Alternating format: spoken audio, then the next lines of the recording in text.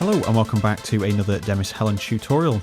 So we're going to do a little bit of an easy video today. We're going to make a preset, a lead preset within Rapid, and that's just going to be the kind of visual thing for you to see, but we're going to talk about synthesis today. I'm going to address some of the questions that I always get asked, and I've made plenty of videos on this topic, so I think it's just time to have a chat, talk about things, and then see if we want to turn this into sort of a Q&A thing for the future. It's maybe an idea for us moving forward. And if that is something that you like the sound of, let me know down in the comments. I'll be happy to read and get back to you guys like I always do anyway. Also, I just want to take this moment to say, please hit the bell icon so you get updated for when my uploads go up, because there's going to be a few more coming in the coming weeks, and it's just so you don't miss any future videos that might just slip through the net. Okay, so the first question that I always get asked is which synth is better? Now, there is no wrong and right answer for this question. It's a question that is asked with a lack of knowledge and practice, I think, at the same time. So it's not trying to insult people here. It's more of you need to have those two factors. You need to have the knowledge of synthesis and understand how it works, or at least to a decent degree, and then have plenty of practice in there as well. And I'm going to quickly describe this in an analogy that is to do with cars. You need knowledge, you need practice. You need knowledge of the roads and the signs and how other drivers are going to be expected to act. And then you need the practice to learn how the car works, the mechanics, how to make the clutch bite. And it might not apply to some of you watching this a little bit in the future, because electric cars and hybrid cars are going to become a little bit more mainstream and probably replace everything. Well, I say probably, it will replace, because it's a dying art of changing gears in cars. Not going to say it's not going to have its place, but I digress. And that's what I mean by learning one, you learn them all. Pick something that's relatively simple, and then when you move on to a synth that has a little bit more of an intimidating UI, just like Rapid here, you then start to be able to break it down pretty easily. You can see, oh, I've got 3 oscillators on here, then they go into a filter, then they go through the envelopes, and they can go through the LFOs and the sequencer. You can see in a logical order how it gets to the effects at the bottom. It all starts just to make sense when you start piecing everything together, because you're already familiar with the components. They're just in a different order, or there's more of them, and that's usually what intimidating means to a lot of people. Rapid looks intimidating. It's essentially 3 oscillators, just like you'd expect on Spire, for example. That's got 4 oscillators. This one's got 3 here, you can see. But then at the top you can see that we have layers 1, 2 through to 8. That's just another 3 oscillators with exactly the same things that you can do on each page. It's just layering sound, that's all it is. So it's like setting up, those layers are your track layers, just like setting up a track. Now, moving on to another aspect of synthesis or synth design is not just which synth should I use, it's more which synth is best for the application that you are, the outcome that you're trying to achieve. So for example, if you're wanting to achieve a really warm, analog sounding emulated preset for a pad, for example, then you're going to opt for something like Sylenth 1 or Spire, for example. They've got naturally warm occurring tones, and it just sounds nicer straight out of the box. Whereas if you approach that pad now and you want warmth coming from Serum, in my opinion, Serum has a more cold and metallic starting point in the synth. You have to work at getting that sound out of it. You can definitely get it out, but you can definitely also tell it's coming from Serum.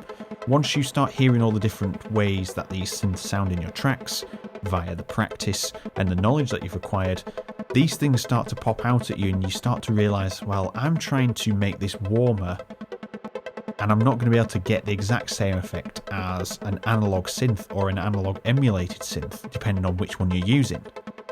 And what I'm saying is Serum can achieve that result, but you'll hear that underlying kind of metallic tone in there. And that is just my personal opinion, but that's why I tend to go for Serum for really hard-hitting synths that I want really clean, linear, straightforward, knife-cut edge sort of sound. That gets to that point pretty quickly, straight off the get-go when you open up Serum. Whereas if I want something warmer, I'm going to opt for Spire, I'm going to opt for Silence to get that more analog feel, that vibe, that warm straight out the box. And then when I start putting it through my saturation plugins and things, we're just adding onto it and controlling it better to how we want it to react.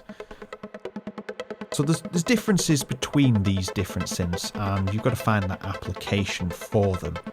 I'm not going to pick up Silent and try and create the cleanest cut sound possible, because I'm going to have to work harder at it, and sometimes I'm not going to get that end result that I want.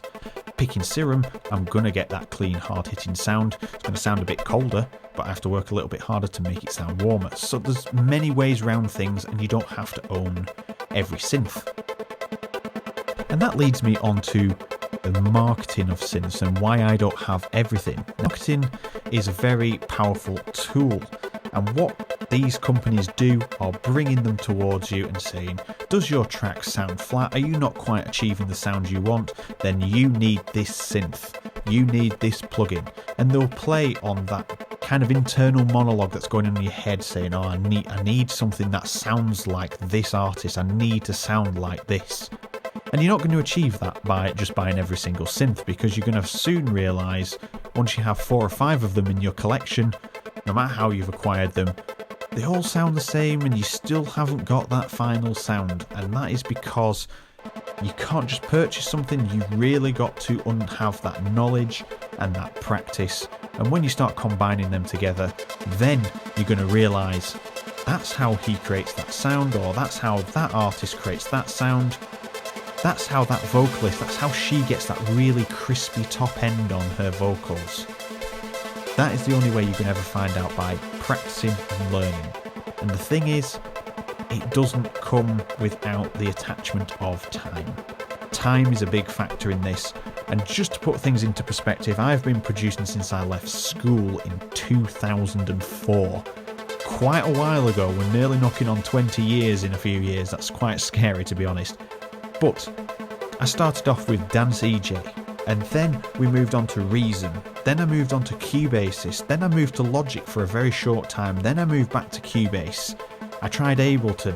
They all had their separate individual perks and down perks, so we're going to call them, I can't even think of the word, but it's about what's comfortable to you and learning along the way. I started on Dance EJ. Everybody just thought, yeah, it's just a fad, he's going to have it blow over and he's going to become, I don't know, an accountant or something linear. And it's all about persistence and practice. I've had releases, I've had #1s on Beatport under different names, and all of this stuff pushes towards the moment I'm at now, where I can teach other people from my mistakes and my failings and hopefully guide them on the right path. To be really honest with you, up till about 3 years ago, I wasn't even bothering trying to design my own presets. I was just buying presets and like, I like the sound of that one, let's listen to that. I was happy with just having Nexus for quite a while, till I realised that I needed a synth to start designing things, and then I started designing things and I thought, hang on, something is better in me here at this point. So I learned it some more and some more, to the point that I'm at now, where I understand it a bit better. And I learned things about synthesis in the past from going to university. I got not much out of university apart from friends and connections, but the actual learning part of some of the time of my 3 whole years at university, I did pick up a few useful bits of information. Everything else was just quite linear, and this is the sort of thing you must do. Okay, we'll wrap this one up. The preset's pretty much done.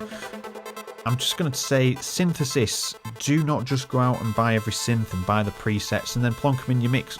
We need to learn how they're made and how things work. Just like the car analogy, you could use the same analogy for walking. You've got to learn to walk, but you need the knowledge of how to walk. And where do you get the knowledge from? You get it from your parents or your carer or whoever it might be that you're with at that age. You start to move forward based on knowledge that they share with you and pass down to you.